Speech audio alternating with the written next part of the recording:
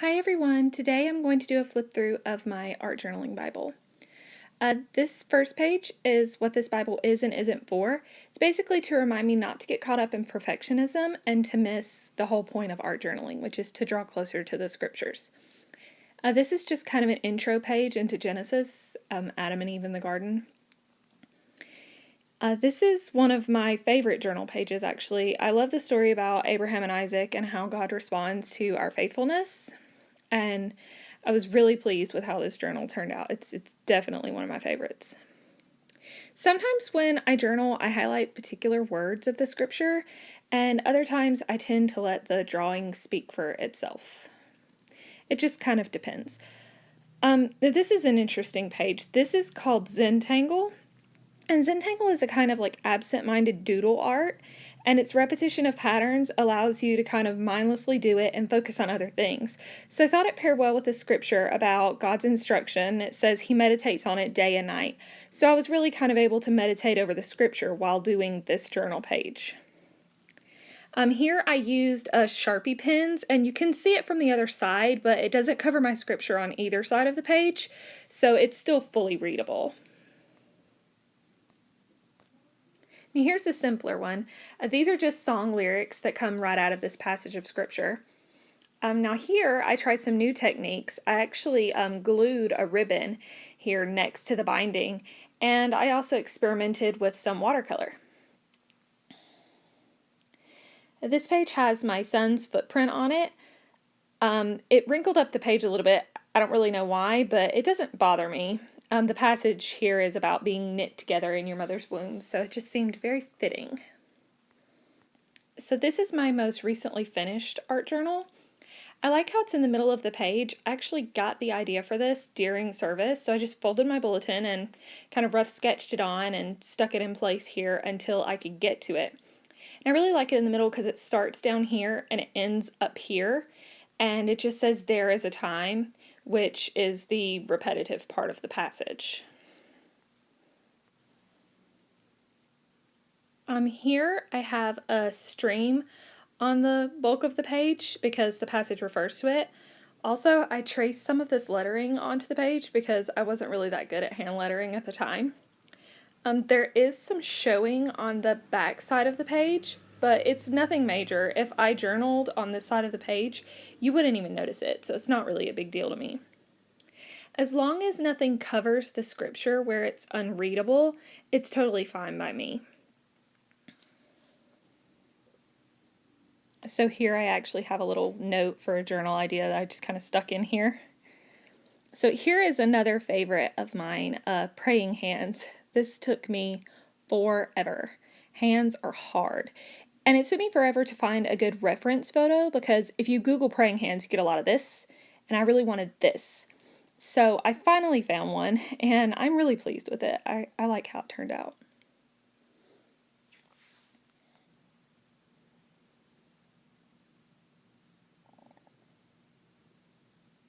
So here's one. I just have palm branches and like a cobblestone pathway. I had a lot of fun making this one. I think it turned out really good also. This was actually one of my very first few journals. It's the alabaster jar of oil kind of spilling out onto the page. I actually dated this one up at the top. Let's see, when was this? August of 2015, so almost 3 years ago. This was actually my very first journal. It has the lyrics, "There are no orphans of God," to go with one of my favorite scriptures that says, "I will not leave you as orphans, I will come to you." I was experimenting here using like a gift card to smear paint on the page, and I used a little bit of that effect on this page also. So here I just kind of added some gold accents on the page just to make the vine kind of stand out, and I kind of highlighted the scripture up here in yellow just to make it pop. Here I choose to pull focus to the words sorrow and joy, and I just kind of merged a teardrop into a sunflower and sort of alternated the background colors.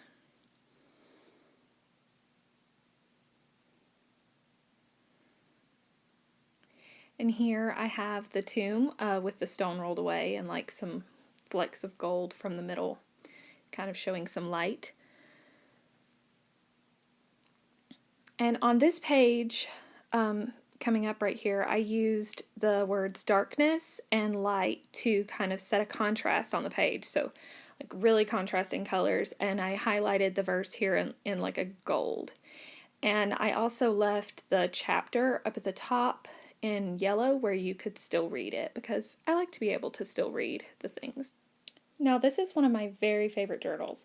It says here to pay careful attention then to how you walk, and I just remember being very struck by that. Like, oh, a person should be walking, and behind them are these dots that represent what they're leaving behind. So I just drew like a rough outline of a person and then used the backs of my paintbrush to kind of fill them in with dots and then trail them behind him, because that's what we leave behind, you know, our witness. So here I just have another journal plan stuck in my Bible so that I don't forget it. I can do it later. So comment below what your favorite journal entry is, or your favorite passage of scripture. I'd really love to hear it. I know I have a few more in here. Let me see.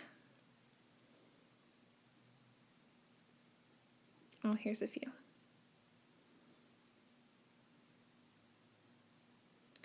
So here's a verse about filling your quiver with arrows or children, specifically sons, which I have.